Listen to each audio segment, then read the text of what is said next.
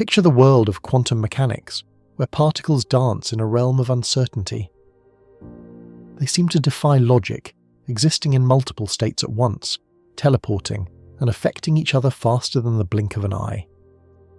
Yet this bizarre behaviour doesn't seep into the everyday world we know.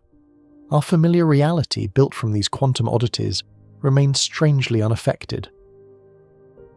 Why is it that this quantum weirdness doesn't trickle into our daily lives? Theories abound, from the mystical power of consciousness to the mind-bending idea of parallel universes. But among these, one explanation stands out for its simplicity and grounding in the tangible world. Let's explore if it truly holds up. In the quantum realm, particles lack definite properties. Instead, they are described by their wave function, a fuzzy cloud of possibilities. Imagine a particle as a blurred collection of all it could be, only sharpening into a clear picture under certain conditions. This clarity emerges when we measure the particle, and the wave function seems to collapse, narrowing down to a precise point dictated by our measurement's accuracy. A classic illustration of this phenomenon is Schrödinger's cat. Envision a cat in a sealed box with a radioactive atom poised to release poison gas.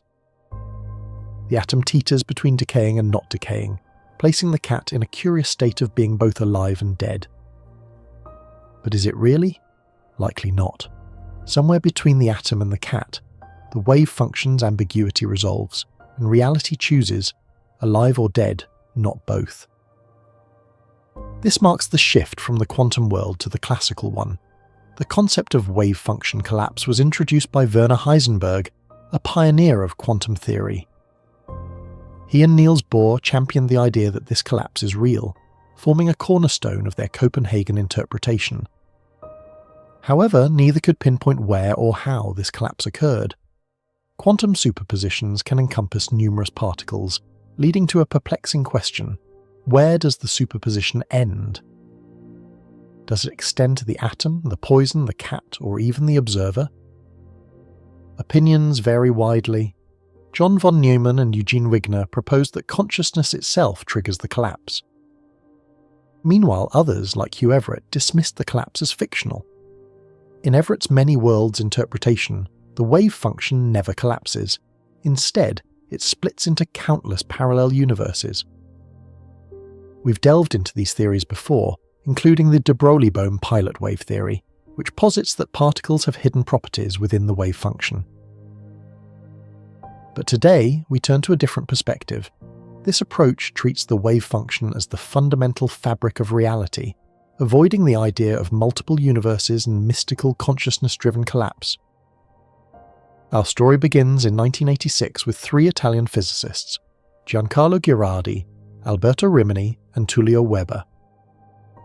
They introduced what is now known as the GRW theory, the first of the objective collapse theories. These theories regard wave functions as tangible entities that collapse independently of any observer. The collapse is objective and real. To grasp how objective collapse works, we need a touch more quantum mechanics. The wave function's behaviour is governed by the Schrödinger equation, which dictates its evolution over time and space. This equation is linear, meaning solutions can combine to form new solutions, enabling the wave function's superpositions. Additionally, the Schrödinger equation is time reversal symmetric, allowing it to predict future states and recover past ones. However, wave function collapse is neither linear nor reversible. It involves instantaneous, non-local interaction, aspects not accounted for by the Schrödinger equation. To simulate collapse, Ghirardi, Rimini, and Weber introduced a non-linear element to the equation, explaining the transition from quantum fuzziness to classical clarity. Picture this non-linear action as an occasional random strike on the wave function at a specific location, causing it to snap into one state. This collapse affects all connected parts of the wave function. The rarity of these strikes is crucial. They are unlikely to occur in a single particle during an experiment. But as more particles are involved, the likelihood of a collapse increases. This means that when you measure a quantum system, you're bringing numerous particles into play within the measuring device and your own perception. With enough particles, collapse becomes inevitable, If you find this kind of deep exploration fascinating, a quick like or subscribe really helps. Let us look a little closer. The elegance of objective collapse theories is in their simplicity. They provide a tangible bridge from the quantum to the classical world, suggesting that the more complex a system becomes, the more it succumbs to classical behaviour. This model avoids the need for conscious observers or infinite realities, focusing instead on the inherent properties of the wave function itself. As we continue to unravel the mysteries of quantum mechanics, objective collapse theories offer a promising path to understanding the boundaries between the microscopic and the macroscopic, the strange and the familiar. As we journey through the enigmatic landscape of quantum mechanics, the exploration of wave function behaviour continues to intrigue and challenge us. With each step, we inch closer to unveiling the secrets of our universe, one quantum leap at a time. Now, as we delve further into this mysterious realm, we encounter a theory that offers a potential bridge between the quantum and classical worlds. Imagine the universe as a grand stage, where tiny actors can dance between possibilities. But as they grow in number, the curtain of reality falls, pinning them to a single role. This is the essence of the GRW theory, which proposes that the transition from quantum to classical depends on the multitude of particles involved. A lone particle might wander quantum states for 100 million years, but when you have a vast assembly, like the countless particles in a macroscopic object, the probability of collapsing into classicality becomes incredibly high, occurring in mere nanoseconds. The theory, named after Girardi, Rimini and Weber, sparked a wave of new ideas. One such idea, continuous spontaneous localization, imagines a gentle, ever-present field that nudges particles into place, much like pollen grains erratically dancing on the surface of water. Unlike GRW's sudden jolts, this field exerts a continuous influence, yet remains elusive, described almost as if it were a hidden force of nature. But what if no mysterious force is needed at all? Enter Laios Diossi and Roger Penrose, who propose a more familiar culprit: gravity. Imagine gravity as a silent conductor, orchestrating the symphony of particles until their quantum dance gives way to a classical harmony. This idea does more than just explain the quantum-classical transition. It addresses the puzzle of gravity's incompatibility with quantum mechanics. According to Diossi and Penrose, gravity resists quantization because it is not inherently quantum. Instead, it acts as a counterbalance, nudging large systems toward a single, stable reality. Consider a massive object, its mass bending the fabric of space-time as general relativity dictates.